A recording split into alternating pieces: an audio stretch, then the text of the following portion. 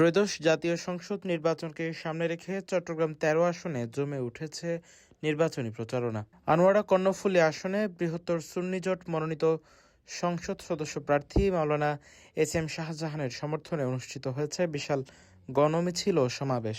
গণমিছিলে কর্ণফুলী উপজেলার বিভিন্ন প্রত্যন্ত এলাকা থেকে বিপুল সংখ্যক নেতাকর্মী ও সাধারণ মানুষ অংশ নেন। এ সময় পুরো এলাকা জুড়ে মোমবাতি প্রতীকের পক্ষে জনস্রোত তৈরি হয়। শুক্রবার ৬ ফেব্রুয়ারি কর্ণফুলী উপজেলার মজ্জারটেক এলাকা থেকে গণমিছিলটি শুরু হয়। মিছিলটি প্রায় ৩ কিলোমিটার সড়ক প্রদক্ষিণ করে ফকিরনীর হাট এলাকায় গিয়ে শেষ হয়। মিছিলের আগে একটি সংক্ষিপ্ত সমাবেশ অনুষ্ঠিত হয়।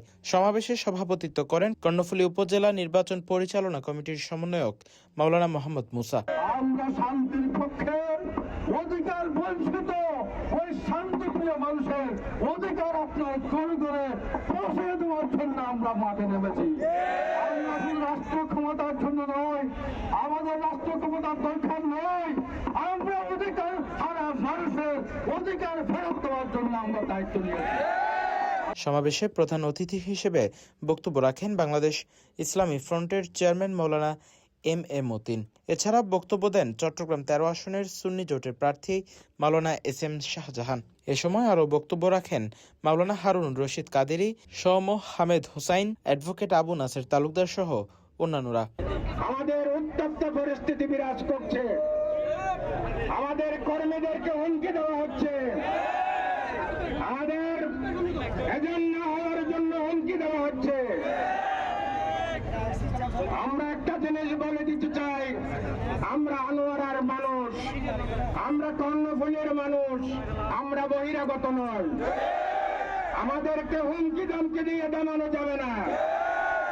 আমি সকল কর্মী ভাইদেরকে আজ থেকে 12 ফেব্রুয়ারি যে নির্বাচন, সেই নির্বাচন শেষ না হওয়া পর্যন্ত মাঠে থাকার আহ্বান জানাচ্ছি। গণমিছিল ও সমাবেশের মধ্য দিয়ে চট্টগ্রাম ১৩ আসনে নির্বাচনী মাঠে সক্রিয় উপস্থিতি জানান দেয় বৃহত্তর সুন্নি জোট। পুরো আয়োজন জুড়ে ছিল নেতাকর্মী ও সমর্থকদের স্বতঃস্ফূর্ত অংশগ্রহণ।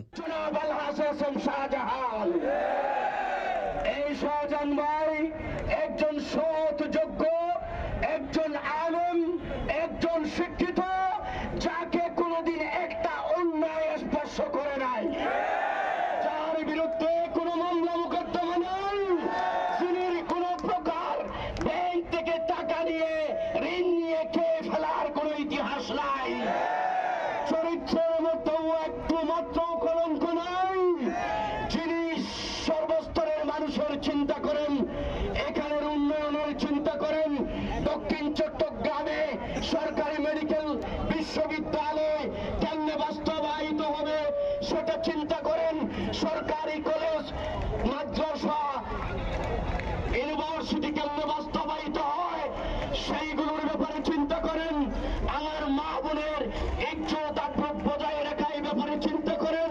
আনোয়ারা প্রতিনিধি পাঠানো তথ্যচিত্রে news desk, CTG post, Chittagong.